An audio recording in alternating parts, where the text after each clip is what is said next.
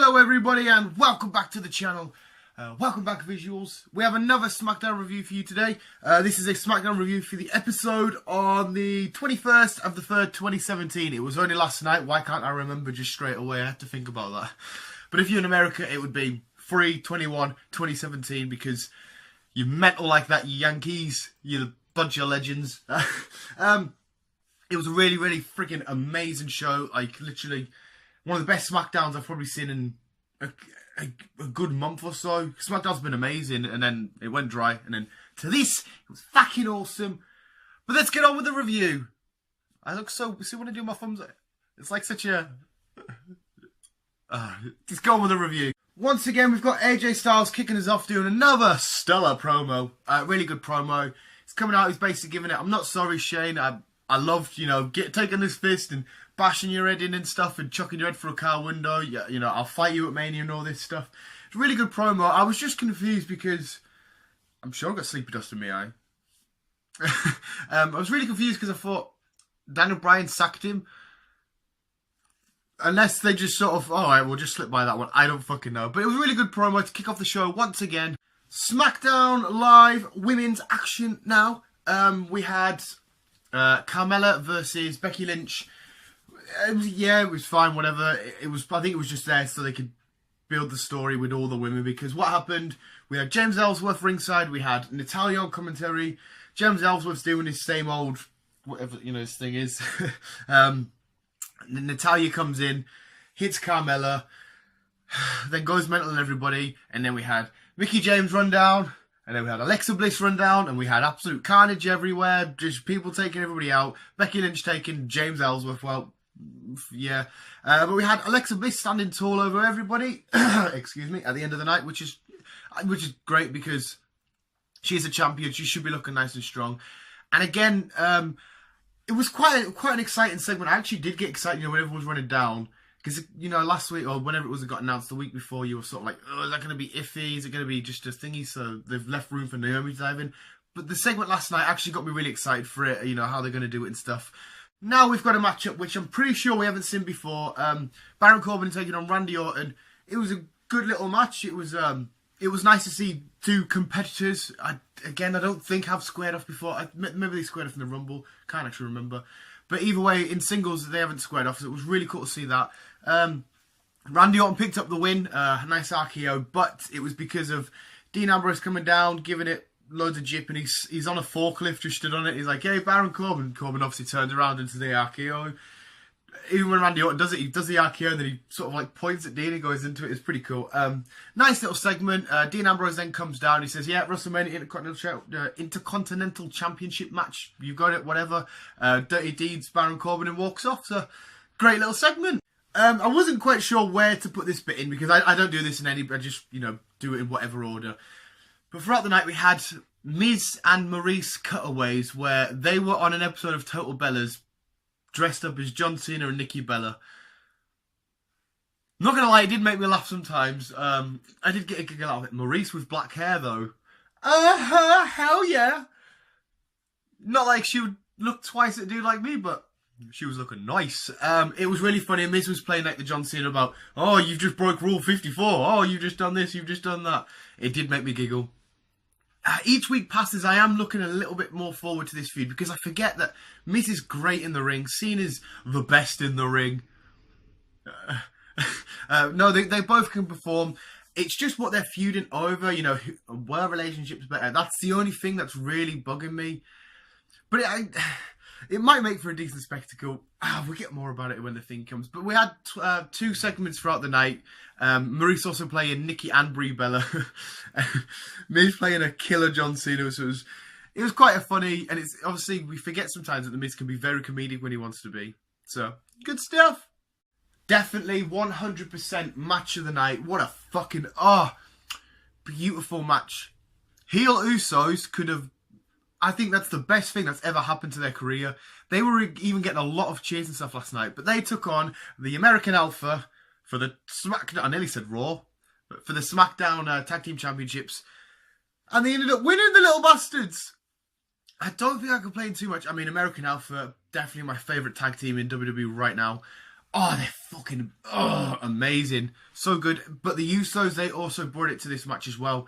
So many false finishes, so many high-risk moves, so many, Usos being typical heels, pulling people away and stuff, being schneedy, but then American Alpha's still kicking out. You're like, oh my god, what's going to happen?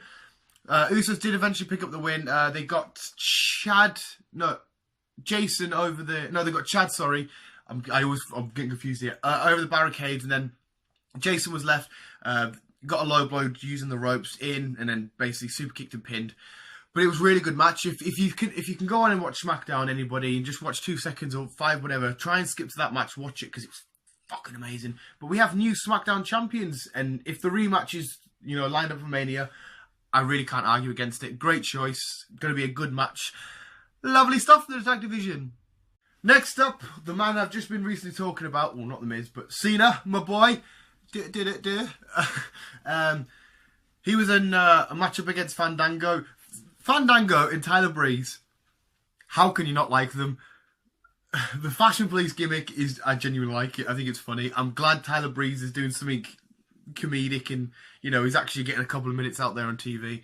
But Tyler Breeze come down dressed as Nikki. Fandango's there giving it, I think he's doing a British accent now. And he's giving Cena all these, ticket for your, shorts or so, whatever he says. They square off and that. Cena brings Nikki down, but he does his normal sort of shoulder tackle, you can't see me, 5-knuckle shuffle to Fandango. So Tyler Breeze comes in, dresses Nikki. Nikki welts him. Well, she manages to do the new rack attack on him. Cena hits an AA. They both get into their STFs. So Cena picks up the win. Obviously, wrestling point of view, in-ring action, it was fine. But, it made me laugh. It kept me gripped. I thought, that was a decent little segment. So it did its job. It was a very comedic episode of SmackDown this week. I've got to say that. It was very comedic. But, yeah, it was a fun little segment. We'll see what happens next week if they're going to square off again with The Miz and Maurice before the Hitmania. But well done, Cena! You did. You see Nation proud, I think. Maybe. And we had a little promo backstage. Renee Young chatting to Mr. Randy Orton. He's got his towel around his neck, as you do. Whenever you had a workout or whenever you had a wrestling match, you've got to have your towel around your neck and just stand there. It's just got to be done.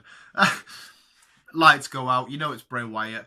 Bray Wyatt's goons, minions, whatever you'd call them. Loads of people wearing the white sheep mask. Just grab Orton. And then Bray Wyatt's doing like I don't know what that thing is. He's got like a thing with a red X on it. I don't know what the hell that is.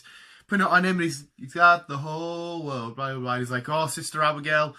And just cuts out. Really happy that Bray Wyatt's getting back to really, really freakyville. That's fine. I think this match, a lot of people weren't so happy with Randy Orton. A lot of people were happy, to be fair, as well, though.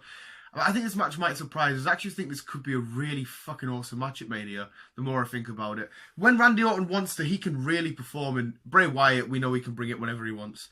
So it should actually be quite good. Good little backstage segment.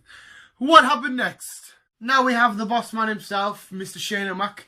I would do the little shuffle and stuff, but my Funko Pop tripod would probably collapse. He come out, big black eye, big shiner. I'm sure he got a big shiner when he fought Undertaker as well. When we had a few, sure he did. He come out, he's giving it. He's like, AJ, you weren't a man and all this kind of stuff. You didn't go like being a man about it. Then AJ comes down. And he's like, no, I just want to apologise. I want to say sorry and stuff. So Shane lets him in the ring and he starts doing his jabs. Still don't know if it's cringy or quite cool when he does his jabs. I don't know. But this week, it's Shane's turn to batter AJ Styles. He gets him all the way to the table. Goes to the top rope, goes to the top rope, goes to the top rope, and he hits his elbow through the table. Yeah, right. The segment itself, the match itself is going to be good, it's fine. But we keep coming back to, should AJ be fighting for the title? And if not for the title, should AJ be up against somebody, an actual wrestler? I don't think AJ's leaving anytime soon. I think he's going to be here for next Mania at least. I think if he gets this out of the way, because storyline-wise, I guess you can argue it made sense the way it went. Well, it didn't really, but it did. I don't know. I'm so confused. He deserves it, and he's going to get his big WrestleMania shot. So maybe just be patient, and he'll get it next year. Well, depends what brand he is, because rumours going to Raw And then next Mania, it's supposed to be Lesnar and Roman Reigns, apparently. We'll see what happens. But it was a really fucking awesome Raw. There wasn't. It was a really awesome SmackDown. I'm blue! Betrayed the blue brand. Let's get on with a little outro.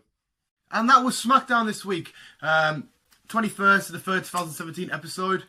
I swear to God, all through this video, I felt like I've had sleepy dust in my eyes. I have not that long been up. I had a really long shift at work last night, so... I had to get in, watch SmackDown and stuff, whatever. Hopefully you guys enjoyed this little review. If you haven't seen Chris's Raw review, he had it out last night, so if you're not up to date with Raw, definitely go check that out. SmackDown was amazing this week. I'm going to give it a solid 9 out of 10. I won't give it a 10 out of 10 because I feel like I'm just giving it to it because, for whatever reason. 9 out of 10. Hopefully next week can continue, then we hit Mania. Wait, have we got one more? Yeah, we've got one more, then it's Mania. So hopefully we can continue having a good little run. But hopefully you guys enjoyed this video. I hope you enjoyed me and Chris doing our separate reviews where we can actually talk to you a bit more about the brand that we're actually representing. But thank you for watching. If you could, please leave a like and smash that subscribe button. I nearly went all Jacksepticeye there. You know, punch that like button in that face. Sorry, Jack, if for whatever reason you're watching. I didn't mean to nearly steal your finger there. But thanks, guys. Peace out. And stay blue.